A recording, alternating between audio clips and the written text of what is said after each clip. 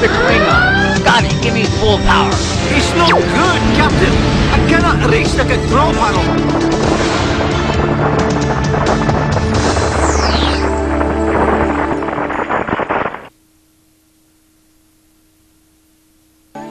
Welcome to Sightings. I'm Tim White. Thanks to you, we've received many home videos showing what may be the brief appearance of UFOs. But one of the problems we face is that it's very difficult to analyze a one-time event. Ufologists are looking for UFOs that appear again and again and offer a chance for closer examination. Just such a series of UFO encounters is occurring in the skies above Pennsylvania. A local resident sent us his startling footage. The first reported sighting occurred in 1991 in Newton Township, just north of Scranton. Since then, dozens of people, including state and local police, have witnessed an unexplained show of lights. The first home video was shot by Gary Steyer. He started monitoring the skies after his daughter, Christy, reported a bizarre encounter with a UFO. I at first thought it was another car. But I looked out towards the back of me, and I noticed there was no car in back of me. And I was adjusting the mirror, and I noticed an object in the sky.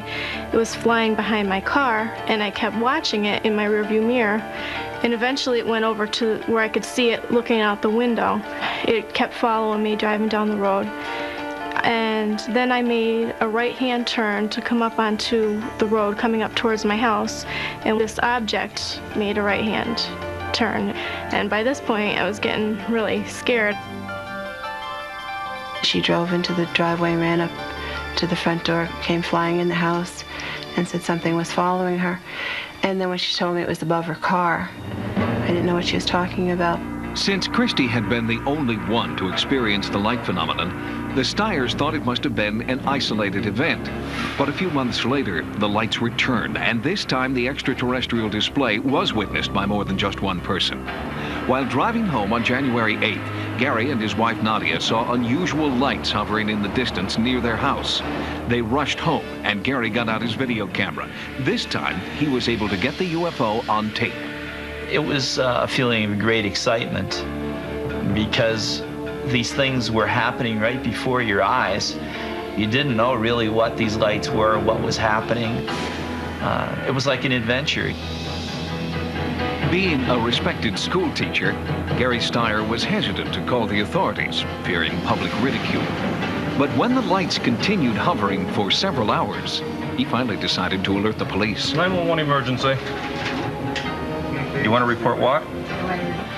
And within a matter of minutes, Officer Callie arrived along with 3 state policemen.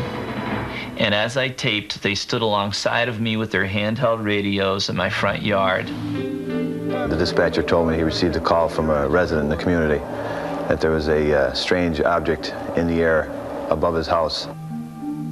When he initially called me, he didn't want to give me anything but his street address. He didn't want to give me his full name or phone number because he didn't want to be associated with something that sounded this bizarre.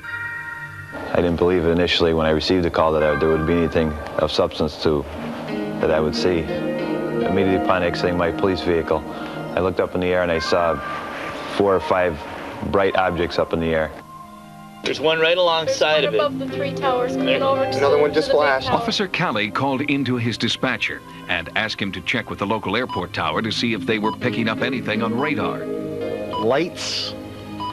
All right, well, let me look. It was one of those real crystal clear nights. There wasn't a cloud in the sky. We looked out the window over towards where he was talking about, and sure enough, there were some lights out there. According to local sources, there were no commercial or military aircraft in the area that night, and nothing was picked up on radar. But despite this, half a dozen witnesses reported seeing a UFO. They had no aircraft in the area of the Triple Towers, and that no airplanes were supposed to be in that area, and nothing was picked up on radar. I felt that there was possibly a problem with the radar system. Shortly thereafter, he contacted me back and said that they checked it again, and there's nothing up there. The lights appear to be most active over this area, Bald Mountain. Pam Zakowski is a local newspaper reporter who first broke the UFO story. She was an impartial observer until she hiked to the top of Bald Mountain with UFO investigator Irene MacDonald. Near the summit, the two women had a terrifying encounter. We were merely poking around, actually trying to see where Gary Steyer's house was from the top of the mountain, when two men in a pickup truck pulled up, drove up the access road, and they both got out, and one was older and one was younger. They both had guns, and they were incredibly angry. They said, "You're trespassing, you know you're trespassing, what are you doing up here?"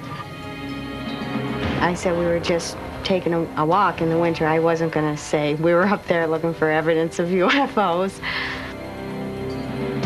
When I saw their intense anger and their guns, I knew that in 30 seconds or a minute, I either would be alive or I wouldn't be. We agreed to leave, but we had only been up there probably maybe 5 minutes at the most. And what's unusual is the fact that almost everybody at one time